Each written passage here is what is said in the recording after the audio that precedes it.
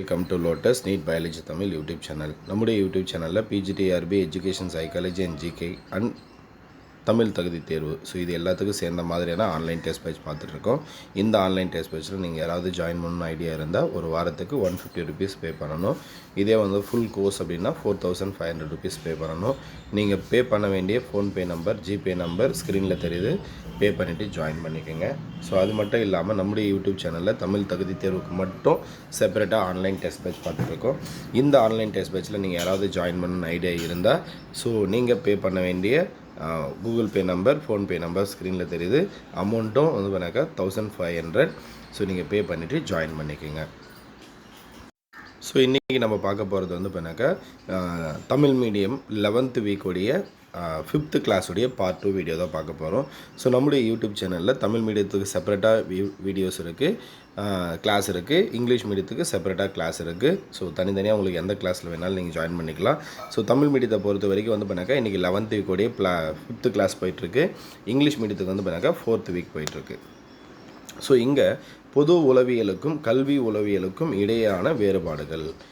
பொது உளவியலுக்கும் கல்வி உளவியலுக்கும் உள்ள அடிப்படை வேறுபாடுகள் அவை சுட்டிக்காட்டும் பகுதிகளில் தான் உள்ளது. அப்போ இது ரெண்டுத்துக்கும் வேறுபாடை நம்ம எங்கே பார்க்கலாம் அப்படின்னா, அது சுட்டிக்காட்டும் அந்த பகுதிகளில் தான் ரெண்டுத்துக்கான வேறுபாடு இருக்குது. மனித நடத்தையில் அனைத்து கூறுகளையும் பற்றியும் ஒரு பரந்த ஆய்வினை மேற்கொள்வது பொது உளவியல். மனித நடத்தையில் அனைத்து கூறுகளை பற்றியும் ஒரு பரந்த ஆய்வினை மேற்கொள்வது பொது உளவியல் அப்படின்னு சொல்கிறார். ஆனால் கல்வி உளவியல் என்பது கற்றல் சூழ்நிலைகளில் கற்பவரின் நடத்தை கூறுகள் கற்கும் முறைகளால் எவ்வாறு செம்மைப்படுத்தப்படுகின்றன என்பதை முதன்மைப்படுத்தி ஆராய்வதாகும். அப்போ கல்வி உளவியலில் கற்றல் சூழ்நிலைகளில் கற்பவருடைய நடத்தை கூறுகள் கற்கும் முறைகளால் எவ்வாறு செம்மைப்படுத்தப்படுகின்றன அதை முதன்மைப்படுத்தி ஆராய்வது தான் கல்வி உளவியல். வகுப்பறையில் கற்பவருக்கே முக்கிய இடம் அளிக்கப்படுகிறது. வகுப்பறையில் கற்பவருக்கு தான் முக்கிய இடம் அளிக்கப்படுகிறது. மாணவர்களிடையே தனியால் வேற்றுமைகள் இருப்பதை ஆசிரியர்கள் உணர்ந்து செயல்பட வேண்டும். மாணவர்களிடையே தனியால் வேற்றுமைகள் இருப்பதை ஆசிரியர்கள் உணர்ந்து செயல்பட வேண்டும். மீத்திறன் மிக்கவர்கள், சரியானவர்கள், சராசரியானவர்கள், மெதுவாக கற்போர் ஆகியோரை உள்ளடக்கியது தான் வகுப்பறை. அப்போ பண்ணாக்கா ஒரு வகுப்பறையில் மீத்திறன் மிக்கவர்கள் இருப்பாங்க, சராசரியானவர்கள் இருப்பாங்க, மெதுவாக கற்பவர் இருப்பாங்க. அப்போ எல்லாரையும் உள்ளடக்கியது தான் வகுப்பறை. இந்த முப்பிரிவினரும் பயன்பெறும் வகையில் ஆசிரியரது கற்பித்தல் அமைய வேண்டும். இது எல்லாருக்கும் புரிகிற மாதிரி தான் அந்த கற்பித்தல் இருக்கணுமே தவிர ஒருத்தருக்கு மட்டும் புரிகிற மாதிரி இருக்கக்கூடாது. அடுத்து கல்வி உளவியலில் ஆராயப்படுவது கற்கும் முறைகள். அப்போ கல்வி உளவியலில் எதை பற்றி ஆராயிடுறாங்க அப்படின்னாக்கா, ஆராய்ச்சி பண்ணுறாங்க அப்படின்னா கற்கும் முறைகளை பற்றி ஆராய்ச்சி பண்ணுறாங்க. ஒவ்வொரு மாணவருக்கும் ஏற்ற வகையில் கற்பிப்பதே சிறப்பானதாகும். ஒவ்வொரு மாணவருக்கும் ஏற்ற வகையில் கற்பிப்பது தான் சிறப்பான முறையாகும். மாணவரது புலன்காட்சி, சிந்தனை, ஆய்ந்தறிதல், நுண்ணறிவு, நினைவில் இருத்தல் ஆகியவை கற்றல் செயல்பாடுகளில் இடம்பெறுகிறது. அப்போ பிறகு மாணவரது புலன்காட்சி, சிந்தனை, ஆய்ந்தறிதல், நுண்ணறிவு, நினைவில் இருத்தல் ஆகியவை கற்றல் செயல்பாடுகளில் இடம்பெறுகின்றன.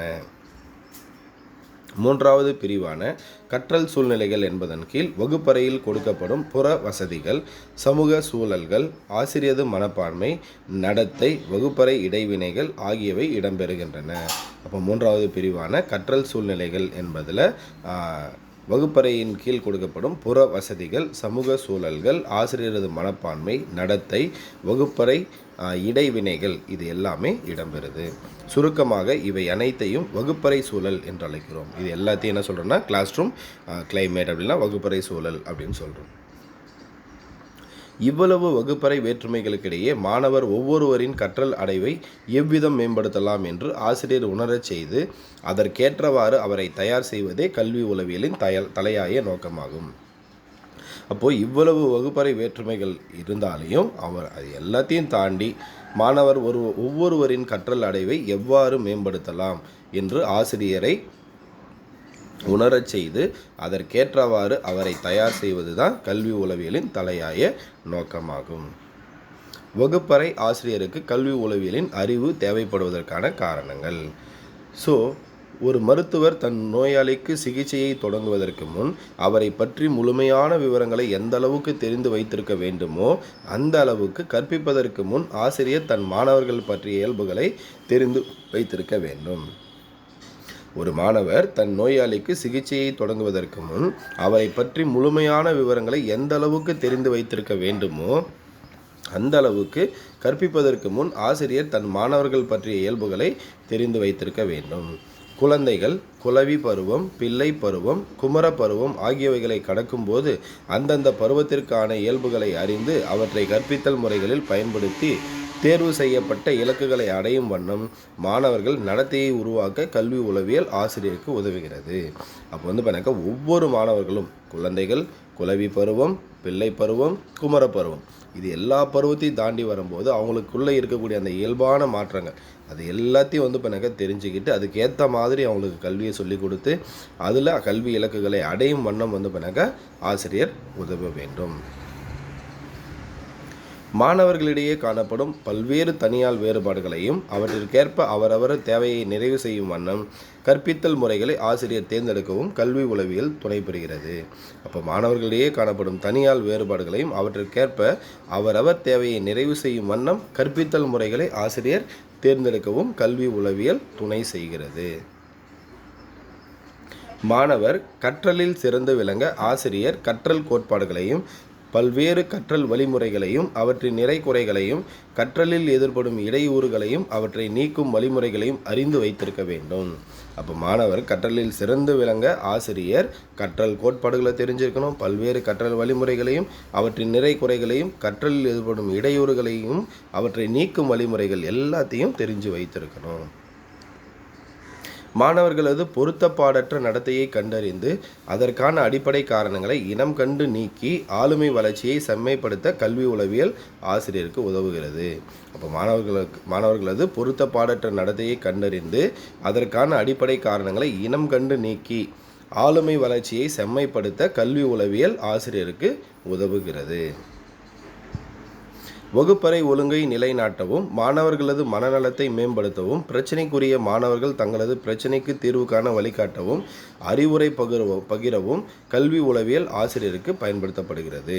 அப்போ வகுப்பறையில் ஒழுங்கை நிலைநாட்டவும் மாணவர்களது மனநலத்தை மேம்படுத்தவும் பிரச்சினைக்குரிய மாணவர்கள் தங்களது பிரச்சினைக்கு தீர்வு காண வழிகாட்டவும் அறிவுரை பகிரவும் கல்வி உளவியல் ஆசிரியருக்கு பயன்படுகிறது.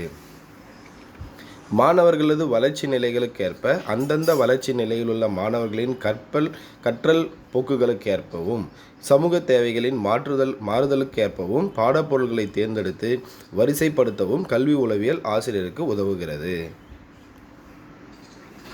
அடுத்து மாணவரின் கல்வி அடைவை மதிப்பிட உளவியல் அடிப்படையிலான பல்வேறு சோதனைகளை செயல்படுத்தி அளவீடுகளை பெற்று பொருள் உணர ஆசிரியருக்கு கல்வி உளவியல் அறிவு பெரிதும் துணை புரிகிறது. அப்போ மாணவருடைய கல்வி அடைவை மதிப்பிட உளவியல் அடிப்படையிலான பல்வேறு சோதனைகளை செயல்படுத்தி அளவீடுகளை பெற்று பொருள் உணர ஆசிரியருக்கு கல்வி உளவியல் அறிவு பெரிதும் துணை புரிகிறது.